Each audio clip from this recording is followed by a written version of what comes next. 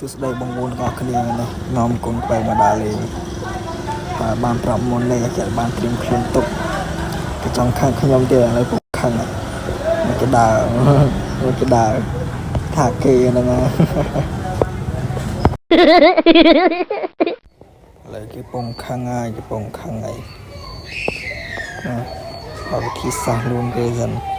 មកមុខអើយគេខឹងហើយអត់ទិញក្រែមកញ៉ាំសិន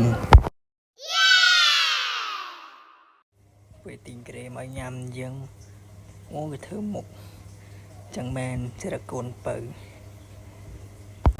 មើលពេលបានក្រែញ៉ាំអូសប្បាយចិត្តណាស់សប្បាយចិត្តណាស់